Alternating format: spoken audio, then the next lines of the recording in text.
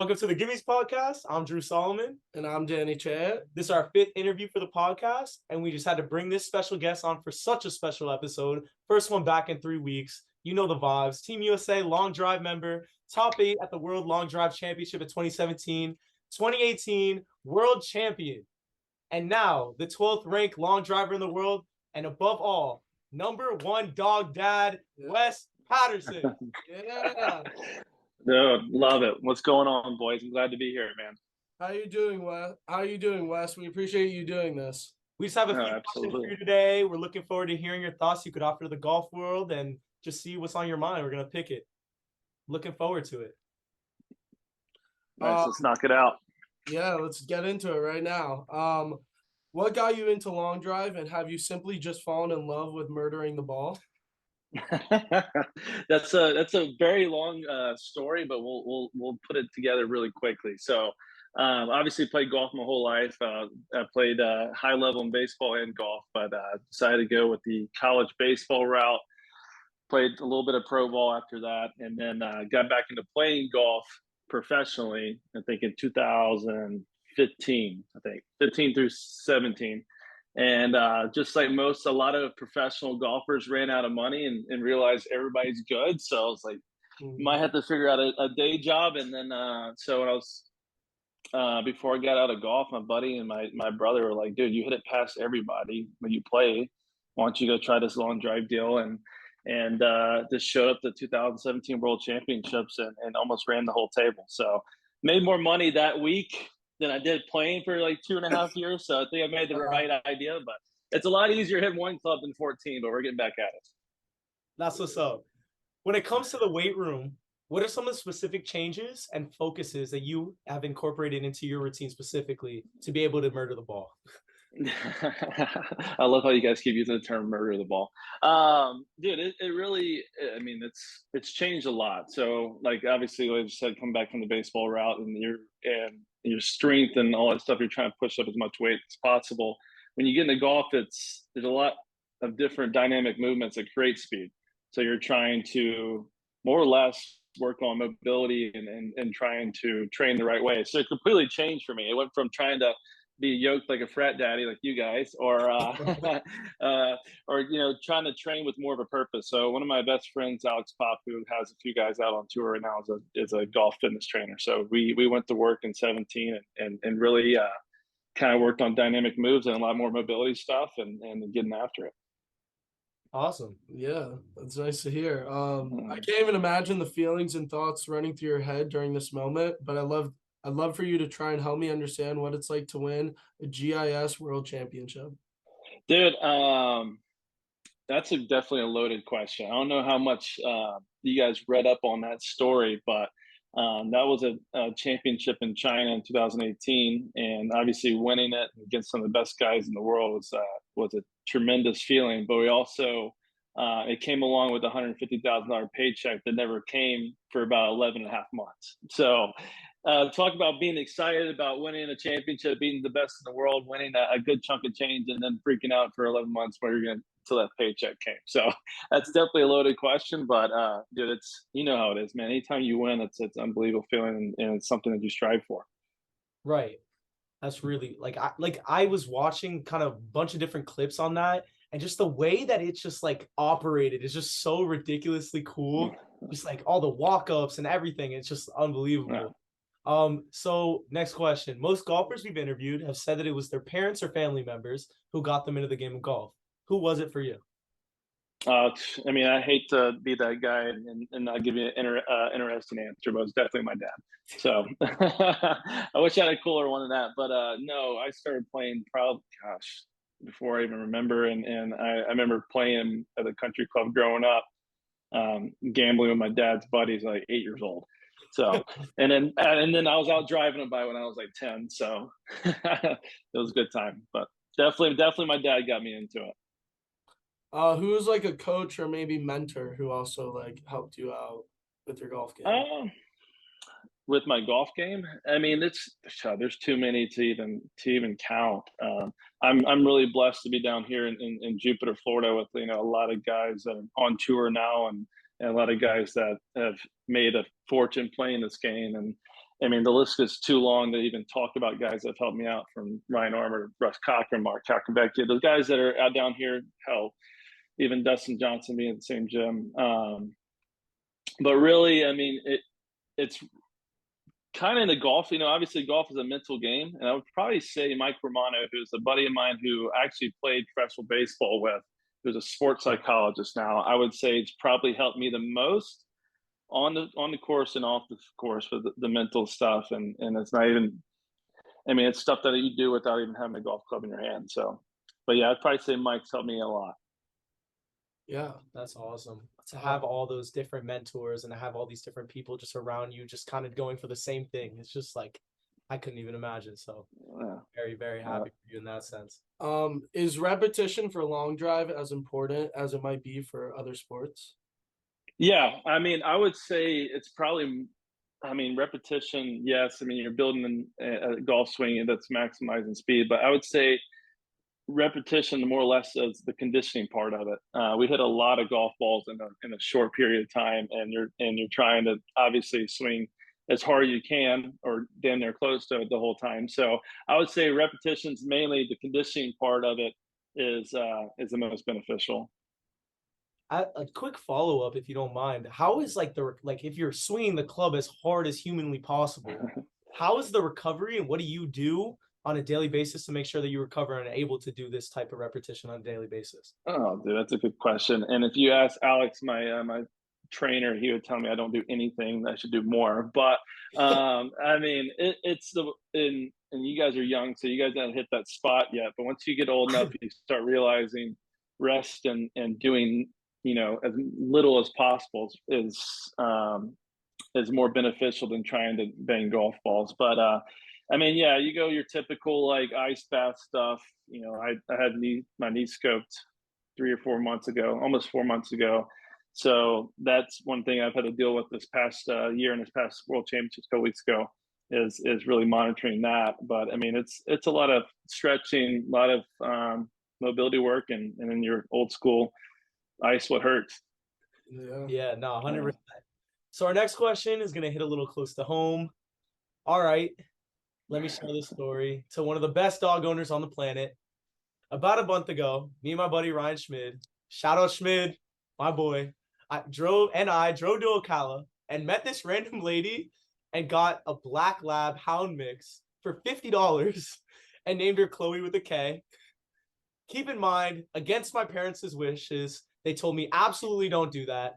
1,000,000% wrong, and we made sure they did not find out. We thought there had to be something wrong with Chloe, because how could I get such a ridiculously amazing dog for $50? And so I brought her to the vet. Everything turned out amazing besides an ear infection. I love this dog. She was doing so amazing. She was living in a fraternity house. She was getting so much love, so much attention. She was doing so amazing, like potty trained, crate trained, doing she was doing so amazing. And I was having the best. It made me fall and I still miss her every day. She actually found a family in Gainesville, so I am able to visit her whenever possible. But my fraternity brother and his girlfriend, shout out both you guys. You guys are amazing. Thank you guys so much for helping me when I had the puppy. Help me find a new home for her in Gainesville, like I was saying. And I'm freaking devastated. And I do not know how to get over that, but that's a separate question. I'm going to get one in the future. That's that. Whatever. I ended up telling my parents, ended up not being the biggest deal. They were very supportive and loved me for it, and just thought that it was the right thing, that I went with my emotions and my heart and followed it.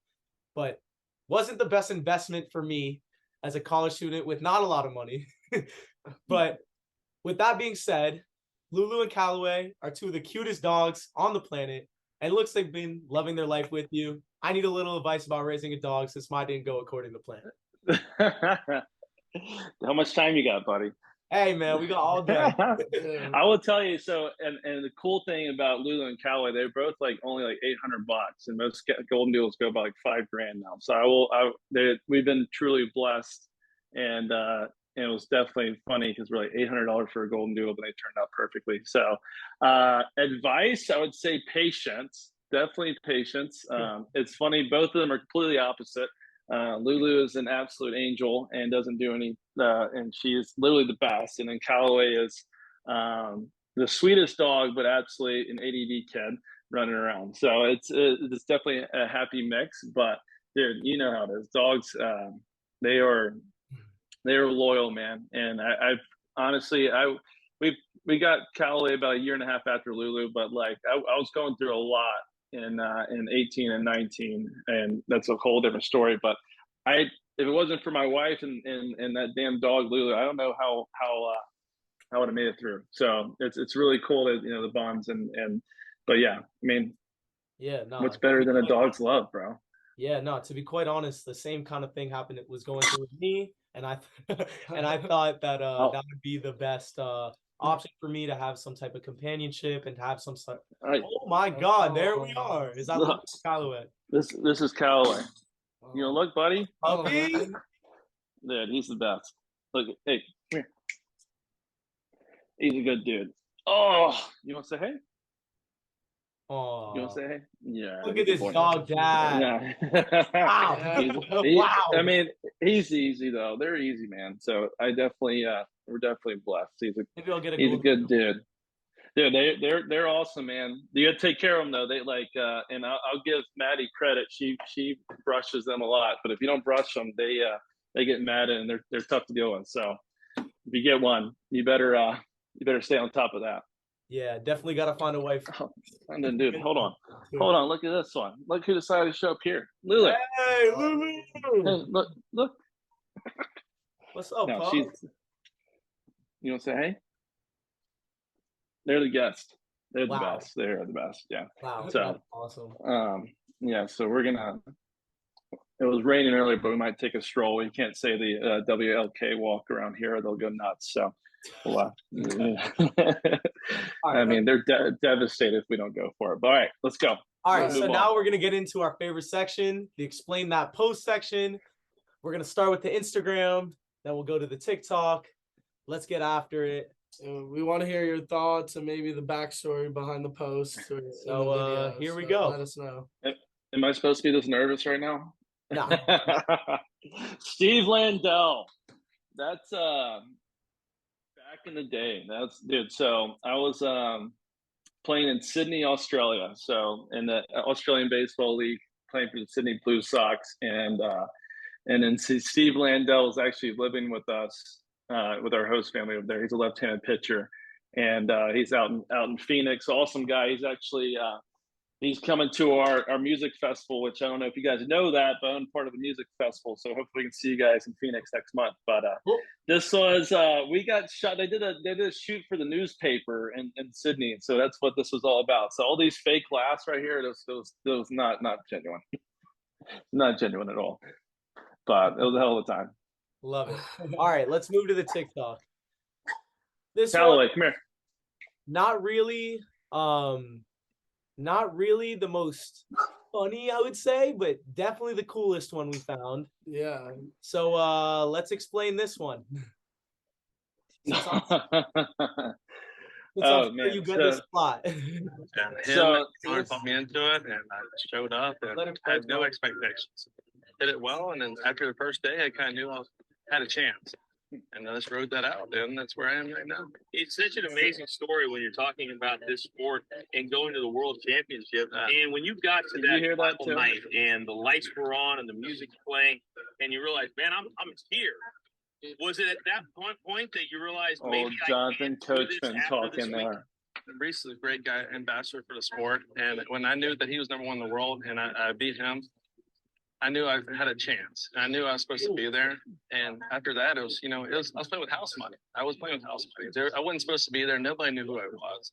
But I made $1 million in Vegas, so they had odds on me, right?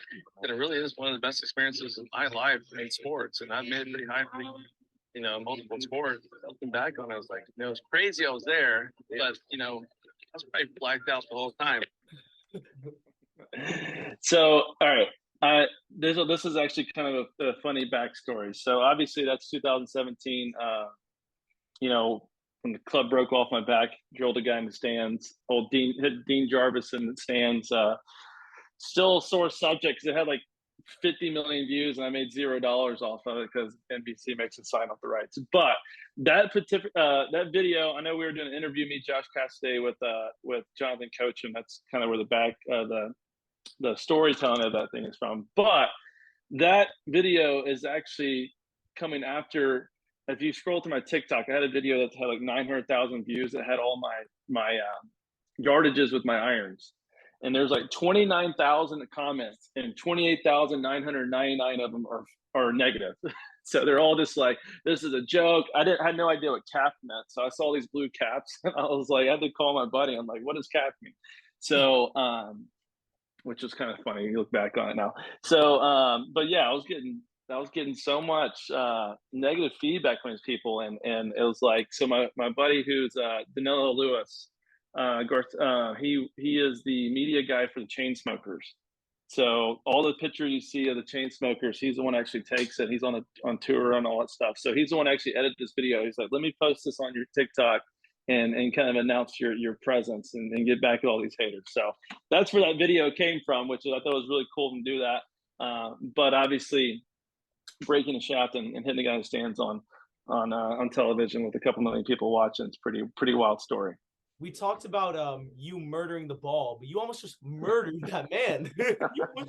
Dude, murdered. It's a little backstory on that too. So Dean Jarvis, he started I think it's amputee lawn drive or adaptive lawn drive like a couple of years back, and obviously, thank goodness Dean is safe and didn't hurt him, but like actually turned out pretty cool because it actually shed some light on what they do with adaptive lawn drive and seeing all those guys and men and women that have sending it out there just like we are and all that cool stuff. So it definitely had a shiny moment at the end of it after it scared the hell out of me.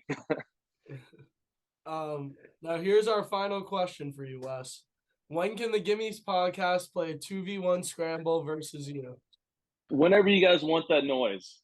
I don't know where I'm at. Yeah, honestly. You know where I'm at. All right, so if you get on 95, head south from Gainesville, like 2.5 hours, you can come anytime. I will be Just there. make sure you bring your wallet or ask your dad for a little bit extra allowance because we're not playing for nothing. Well, I'll be taking your money, so it doesn't even matter. Sure. Come on, son. Come on, son. I love it, though. I love it. We'll get it done. We'll get it done soon. We got to do that soon. 100%. We got to get that done. We'll bring our videographer, crew, everything. Yeah. Any social media promotion, shout them out now. Anything you want to, any person, anything you want to shout out now, shout them out. I mean, obviously, we got to shout out the party tour, the Music Golf Festival in Phoenix, November 12th. So if you're in the Phoenix area, second week of November, come check it out. We literally turn a golf range and a golf course into Coachella pretty much. We have stages, we have live art, we got food, we got drinks, we got and then Big Gigantics playing this one. So we have some pretty big acts. It's going to be a good time. So check out at the party tour. If you're in Phoenix, hell, if you're in Florida, fly out there for it. And yeah, that's it, boys. What are the odds to get yourself out? What are the odds to get out there? Dude, hey, I know a guy can put you on the list. So all you gotta do is get there. I can make sure you get in the door. All right. Yeah. We'll definitely be in contact for that. Thank you so much, Wes. We appreciate this more than anything. You're actually exactly who we thought. You're amazing, man. We actually appreciate you. We're looking forward to following you for the rest of your career. Thank you so much, Wes. No, boys, I appreciate what you guys are doing. It's awesome, man. And like I said, any help you guys need, and let's keep pushing you guys forward, man. Let's do it. All right, let's do it. And we got to play that 2v1 because I promise you don't want it. All right. Love it. Thank you so much. We appreciate you. Yeah, boys. All right.